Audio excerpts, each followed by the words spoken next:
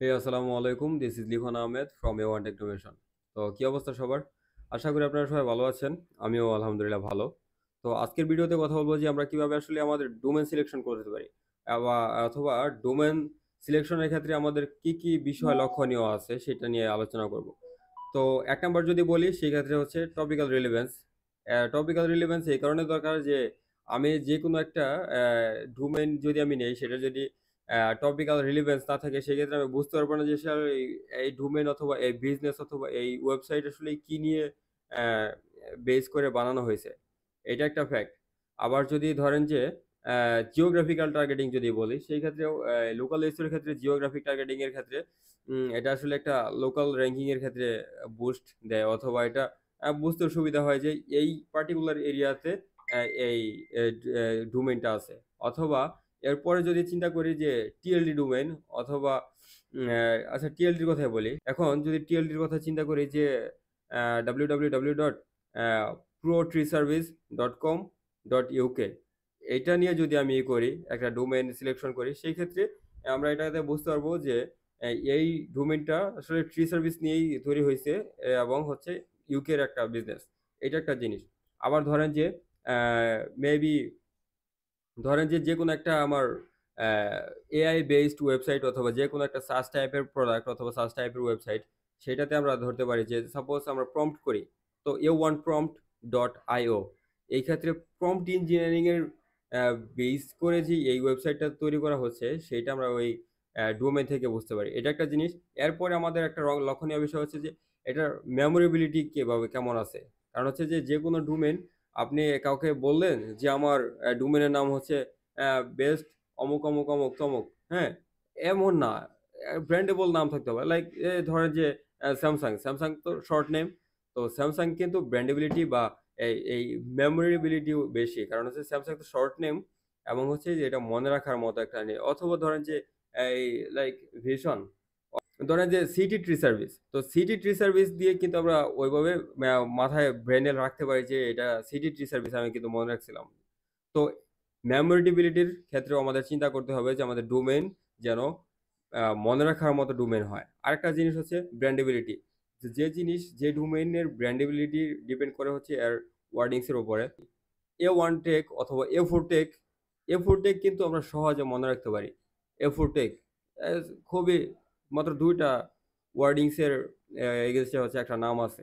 তো এই ক্ষেত্রে এটার ব্র্যান্ডেবিলিটি কিন্তু বেশি। যেহেতু A4 অথবা suppose A1 take, A1 take দিয়ে আমি A1 বলতে বেস্ট জিনিস বোঝাই আর টেক বলতে টেকনোলজি বোঝাই। সেই ক্ষেত্রে এটার ব্র্যান্ডেবিলিটি কিন্তু ভালো। এটা একটা জিনিস। এরপরে লোকাল এসইও বা যেকোনো এসইও এর ক্ষেত্রেই এক্সাক্ট ম্যাচ ডোমেইন কিন্তু খুব ভালোভাবে কাজ করে। সেই ক্ষেত্রে আমরা এক্সাক্ট ম্যাচ ডোমেইন নিয়েও কাজ করতে পারি। It still works. তো ইউ ক্যান ট্রাই ইট যে যদি কোনো এক্সাক্ট ম্যাচ ডোমেইন দিয়ে যদি কোনো বিজনেস রান করতে চান সেক্ষেত্রে দেখবেন যে এটা কি পরিমাণ বুস্ট করে। এটা একটা জিনিস। এরপরে হচ্ছে যে ডোমেইন নেওয়ার ক্ষেত্রে কোনো সময় ভিতরে যেন হাইফেন অথবা ড্যাশ এই টাইপের কোনো কিছু যেন আমার না দিতে হয়। ওকে? ডিরেক্ট প্লেন একটা ডোমেইন থাকবে। লিখন আহমেদ। লিখন হাইফেন আহমেদ, আমার লিখন হাইফেন আহমেদ বা লিখন আহমেদ কেউ নিয়ে নিছে। তার জন্য আমি লিখন হাইফেন আহমেদ দিছি। এমন না। আপনার সাথে কিছু নাম দিয়ে দেন। যে লিখন আহমেদ এসইও অথবা এসইও উইথ লিখন। এই টাইপের কিছু দেন। It's good. তো এখানে কিন্তু আমি যেভাবে বললাম এটাতে কিন্তু ব্র্যান্ডেবিলিটিও আসতেছে। প্লাস হচ্ছে আপনার নিজের একটা অ্যা যে পরিচিতি আছে সেটাও বাড়তেছে। তো এই জিনিসগুলা হচ্ছে আমাদের লক্ষণীয় বিষয় আছে। এরপরে এখন আমি কিছু উদাহরণ দেই যে উদাহরণগুলা কেমন হইতে পারে বা লোকাল সার্চ এর ক্ষেত্রে যদি আমি চিন্তা করি। সাপোজ আমার একটা ট্রি সার্ভিস আছে হচ্ছে ম্যানচেস্টারসে। তো সরি। তো সাপোজ আমার একটা ট্রি সার্ভিস আছে হচ্ছে ম্যানচেস্টারে। তো আমার ট্রি সার্ভিসের নাম যদি ধরি যে সিটি ট্রি সার্ভিস, হ্যাঁ? তো সিটি ট্রি সার্ভিস যদি দেই সেই ক্ষেত্রে কিন্তু আমি ওইটাকে বুঝতে পারতেছি যে এটা একটা ট্রি সার্ভিস এবং অথবা ধরেন যে ম্যানচেস্টার ট্রি সার্ভিস অথবা অ্যা গ্রিন ট্রি ম্যানচেস্টার এইভাবেও যদি দেই সেই ক্ষেত্রে হচ্ছে ব্র্যান্ডেবল নেম এবং হচ্ছে লোকাল রিলেভেন্স টাও প্রকাশ করতে পারছে। এটা একটা জিনিস। আ এখন এক্সাক্ট ওই লোকেশনের নাম দিতে হবে এমন না। আপনার লোকেশনের নাম না দিলেও চলে। Suppose NYC limousine. তো এনওয়াইসি লিমুজিন যদি আমি চিন্তা করি সেক্ষেত্রে যে লিমুজিনের কথাও আমি বলতেছি, নিউ ইয়র্ক সিটির কথাও আমি বলতেছি। এটা একটা বিষয়। এরপরে যদি আমি চিন্তা করি nyclimousine.com.uk অথবা ধরেন যে manchesterlimousine.com.uk এভাবে যদি চিন্তা করি সেক্ষেত্রেও কিন্তু আমি লিমুজিন সার্ভিসটা নিয়ে বলতেছি প্লাস হচ্ছে এটা ম্যানচেস্টারের যে সেটাও বলতেছি প্লাস .com.uk দিয়ে আমি টিএলডি দিয়ে ওইটা ট্রাস্ট আরও বাড়াচ্ছি। এটা একটা জিনিস। তো এরপরে আমি চিন্তা করব হচ্ছে SaaS এর ক্ষেত্রে। SaaS যদি বলি যে ওই যে একটু আগে একটা উদাহরণ দিছিলাম না? যে A1 Tech অথবা A1 Prompt। তো A1 Prompt.io টাইপের যদি একটা ওয়েবসাইট থাকে সেই ক্ষেত্রে আমরা এটা দিয়ে বুঝতে পারি যে এটা দিয়ে প্রম্পট ইঞ্জিনিয়ারিং অথবা প্রম্পটিং অথবা এই টাইপের যেকোনো কিছু নিয়ে আমরা আলোচনা করব বা এই টাইপের যেকোনো কিছু নিয়ে আমরা কাজ করব। সেই ক্ষেত্রে it should be a brandable name অথবা শর্ট নেম। যেমন SaaS এর ক্ষেত্রে যদি চিন্তা করি সেক্ষেত্রে SaaS আসলে শর্ট নেমগুলো সবথেকে বেশি চলে। সাপোজ ধরেন যে bold.io অথবা bold.com অথবা A1 Tech এই টাইপের যদি নেন সেই ক্ষেত্রে ইজ গুড টু গো।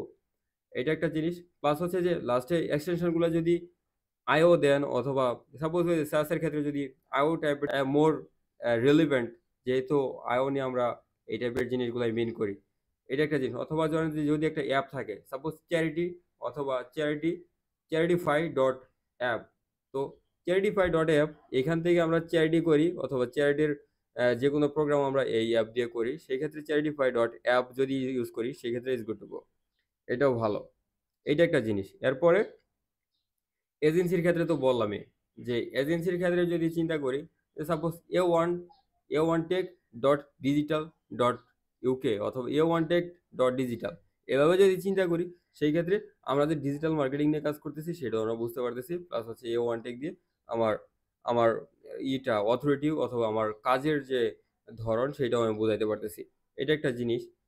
তো এই জিনিসগুলো যদি আমরা মাথায় রাখি সেই ক্ষেত্রে আমাদের আসলে ডোমেইন সিলেকশনটা খুব ভালো হবে। কারণ হচ্ছে যে ডোমেইন সিলেকশনের ক্ষেত্রে আমি উপর ফার্স্টে যে টপিকগুলো বলছি বা ফার্স্টে যে পয়েন্টসগুলো বলছি এই পয়েন্টসগুলো যদি আপনি মাথায় রাখতে পারেন সেই ক্ষেত্রে আপনার ডোমেইনটা মোর ওয়ার্দি হবে। আদারওয়াইজ জাস্ট আপনি ডোমেইন কিনছেন বেস্ট এসইও এক্সপার্ট ইন বাংলাদেশ.com মানে কাইন্ড স্ক্যাম টাইপের একটা ডোমেইন হচ্ছে কিন্তু। ওকে? আবার ধরেন যে এই best SEO expert in a অথবা best digital marketing expert in Bangladesh অথবা best digital marketing expert in UK এই টাইপের .com, হ্যাঁ? এই টাইপের একটা যে ডোমেইন যদি নেই সেইটা একটা বিষয়। আর যে সাপোজ elevateSEOuk.com elevateSEOuk.com এইটা কেমন শোনায়? আর best digital marketing expert in UK কেমন শোনায়? জাস্ট আপনারা নিজে থেকেই চিন্তা করেন যে এই জিনিসটা আসলে স্প্যামি লাগে নাকি ন্যাচারাল লাগে। So you should find the difference between Elevate SEO UK and the as I mentioned the best SEO expert in Bangladesh or whatever. তো এইভাবে আসলে আমাদের ডোমেইন সিলেকশনে আমাদের ফোকাস করা উচিত। তো সেই ক্ষেত্রে আপনার পরবর্তীতে যখন আপনি ব্র্যান্ড হবেন অথবা ব্র্যান্ড হওয়ার মুখে আছেন, এরপরে আপনার ডোমেইন নেম অথবা এই ডোমেইন অথবা কোম্পানি নেম এই জিনিসগুলো আমাদের চেঞ্জ করতে হবে না। আদারওয়াইজ কিন্তু একটা সময় আপনার দেখা যাবে যে আপনার একটু হ্যান্ডি অথবা একটু ইউজার ফ্রেন্ডলি একটা ডোমেইন নেম সিলেকশনের জন্য আপনার ফুল ব্র্যান্ডিংটা আবার রিব্র্যান্ডিং করতে হবে। এটা কিন্তু আসলে খুবই প্যারাময় জিনিস। তো এই সমস্ত প্যারা যদি এভয়েড করতে চান সেই ক্ষেত্রে আমি যেভাবে বলছি সেভাবে করেন। সো এইটাই আজকের ভিডিও। দেখা হবে ইনশাআল্লাহ নেক্সট ভিডিওতে। আসসালামু আলাইকুম ওয়া রাহমাতুল্লাহ।